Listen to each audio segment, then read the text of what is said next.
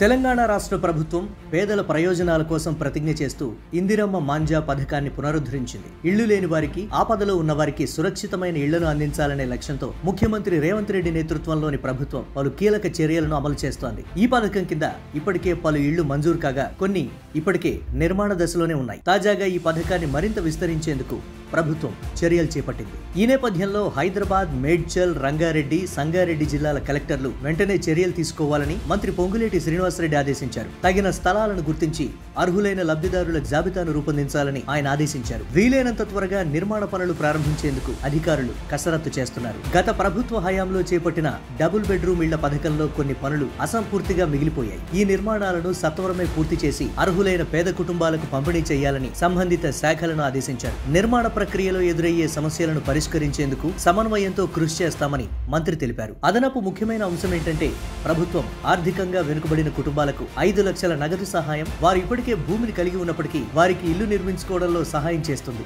ఈ మద్దతు పేదలకు వారి సొంత భూమిలో ఇల్లు నిర్మించుకునే అవకాశాన్ని ఇస్తుంది. ఆర్థిక స్థిరత్వం మరియు గౌరవప్రదమైన జీవన ప్రమాణాలకు భరోసా ఇస్తుంది. అన్ని జిల్లాల్లో ఈ పథకానికి అర్హులైన లబ్ధిదారుల ఎంపిక ప్రక్రియ వేగవంతం చేయాలని ప్రభుత్వం నిర్ణయించింది. ప్రతి జిల్లాలో ప్రత్యేక బృందాలను ఏర్పాటు చేసి గ్రామాల వారీగా లబ్ధిదారుల జాబితాను రూపొందించాలని కలెక్టర్లను ఆదేశించారు. అదనంగా సైట్ గుర్తింపు, భూమి పరిమితులు మరియు నిర్మాణానికి అనుకూలత వంటి పరిశీలనలు అంచనా వేయబడతాయి. పేదల సొంతింటి కలను సాకారం చేయడంలో తెలంగాణ రాష్ట్ర ప్రభుత్వం చేపడుతున్న చర్యలు కీలకం. ఇందిరమ్మ ఇళ్లను పునరుద్ధరించడం, G+3 భవనాలు నిర్మించడం, 5 లక్షల రూపాయల నగదు సహాయం నిరుపేదల జీవితాల్లో గణనీయమైన సానుకూల మార్పును తీసుకొస్తుందని భావిస్తున్నారు. పారదర్శకంగా మరియు వేగవంతమైన అమలుతో ప్రభుత్వం అనేక మంది పేద వ్యక్తులకు శాశ్వత గృహాలను అందించగలదని ఆశిస్తున్నాము.